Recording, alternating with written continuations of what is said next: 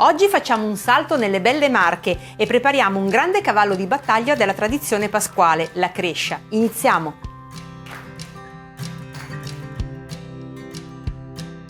Per prima cosa sciogliamo il lievito di birra nella dose di acqua che io ho riscaldato, l'ho resa tiepida. Ce ne servirà una metà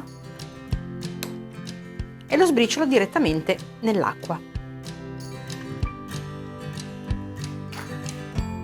Ora mescolo un attimo per scioglierlo. Prendo una ciotola un po' più capiente, ci metto dentro le due farine, semola rimacinata di grano duro e farina 00 e aggiungo il lievito disciolto nella dose di acqua. Mescolo con un cucchiaio per amalgamare tutto. Una volta amalgamati gli ingredienti non occorre insistere più di tanto, basta coprire con pellicola e lasciare lievitare per un'ora. Io utilizzo il forno spento.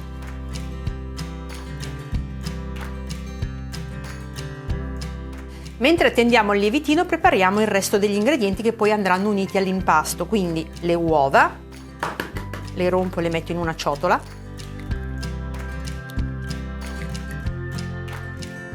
Le sbattiamo un attimo. Unisco l'olio extravergine di oliva, un cucchiaino di miele, aggiungo anche lo strutto, il sale e il pepe,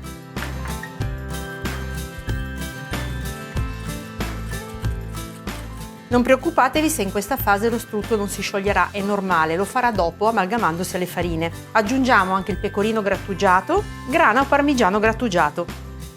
Mischiamo tutto e questa è la parte saporita dell'impasto della crescia.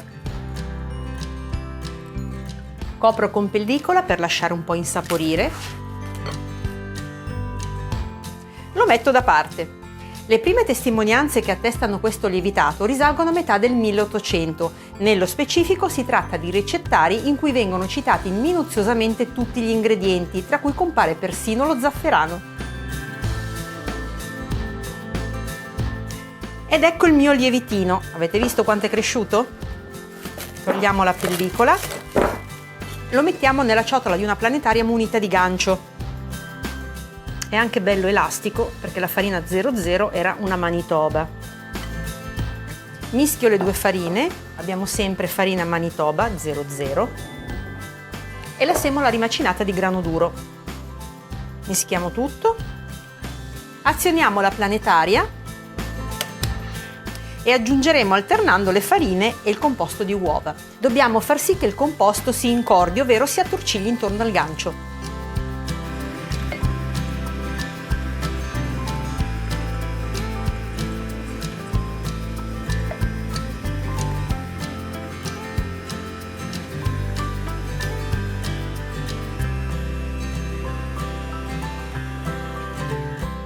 È pronta, come vedete l'impasto si è attorcigliato intorno al gancio e si è staccato dalle pareti della ciotola.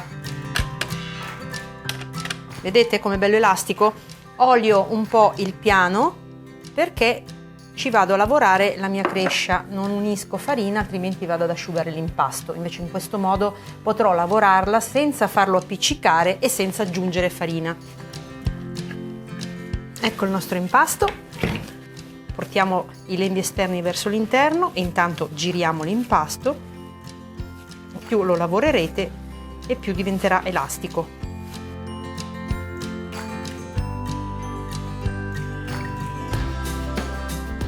Lo stampo da utilizzare è uno stampo da panettone, quindi del diametro di 18 cm e a cerniera apribile.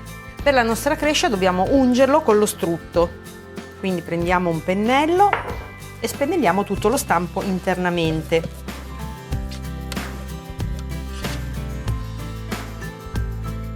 Prendiamo la nostra pallina, vediamo di nuovo un po' una forma sferica e la tiriamo in questo modo, poi la mettiamo nello stampo.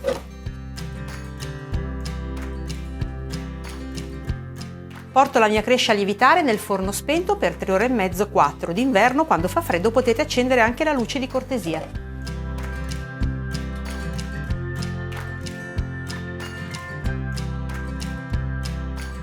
Avete visto che bella? Nonostante abbiamo usato pochissimo lievito, è cresciuta tantissimo e sarà molto digeribile.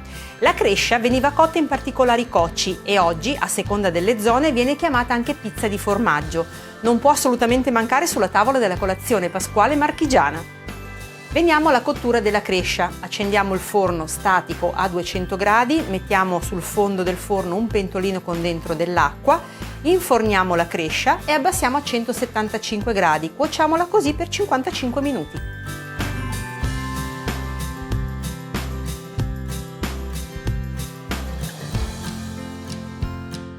Si dice che per gustare la crescia in tutta la sua bontà bisognerebbe far passare 2-3 giorni dalla cottura. Alcuni, oltre ai formaggi grattugiati, aggiungono all'impasto dei cubetti di pecorino fresco locale. Il modo migliore per gustare la crescia? Accompagnarla a un bel tagliere di salumi e formaggi, proprio come vuole la tradizione. Ora non mi resta che augurarvi buona Pasqua!